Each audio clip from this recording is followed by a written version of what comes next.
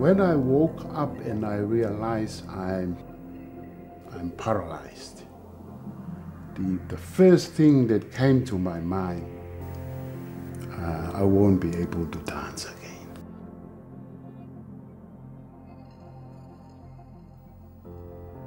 My whole life was mainly a solo dancer, doing island dances, but mainly Tongan and Samoan dances. The life of a dancer is no different from the ways of life of other artists, which means every time I practice, every time I dance, it comes from inside out. Dance for me is a way of engaging people in a spiritual manner. And I can connect to them through my feelings. I can connect to them through the warmness of my heart when I dance, the excitement, and that's what I mainly learned from dance. When you are there, you are not there. When you are on the floor, you are not there mentally, but you are there spiritually.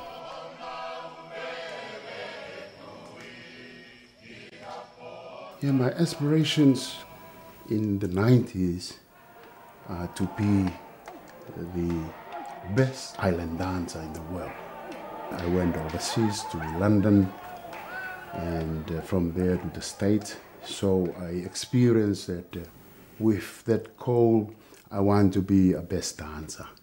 Not only a best Tongan dancer, but an island best dancer.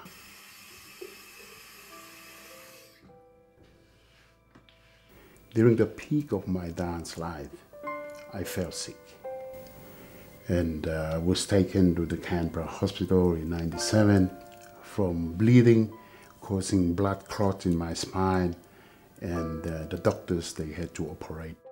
I was in a coma for 2 weeks, but they talked to my family, and explanation was I might die.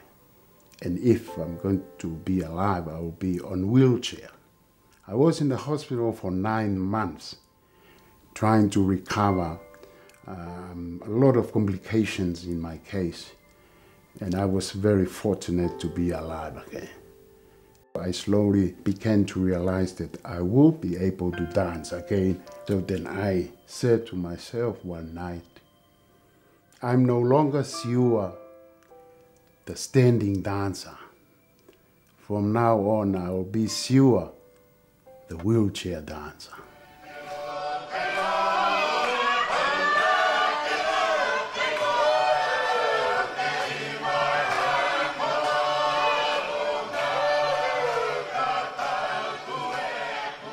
I was still in the process of recovery from trying to get, stronger physically. So I was started, to just practice. But until Shiara, my partner's daughter, she was a ballerina, and then she asked me, are you the dancer that was dancing at the German club? And I said, yeah, it was me. And then she said, can you teach me? And that statement brought my life back to full-on dance again. Because I came on that evening and I realized there's someone there who wants me and got the belief on me to teach her to dance on the wheelchair or in the wheelchair. So I started teaching her. And that was the beginning of Phoenix Performing Arts.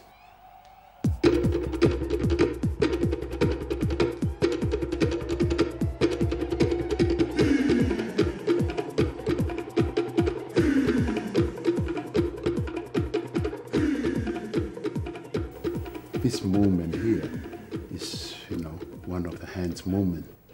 So when I explained them to move in a flat feet, if you go right, so I developed that, and then they slowly picked new students. It took maybe a week or two for them to pick them up.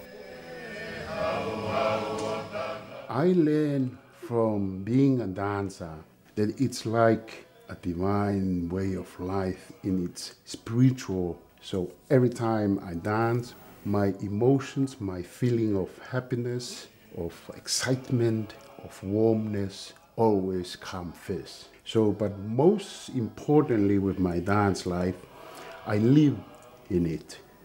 And the dance spirit lives on me as well.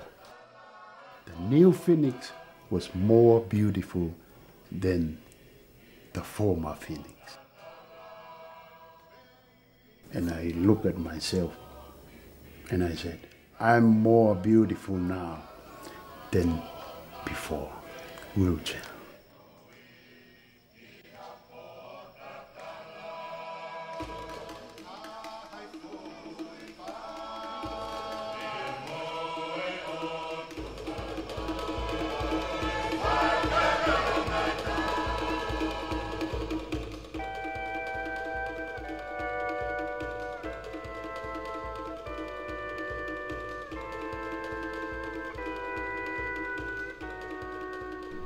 I would like to invite any person who wants to learn island dances, older or younger, from different social, cultural backgrounds, if you want to try and learn the island dances.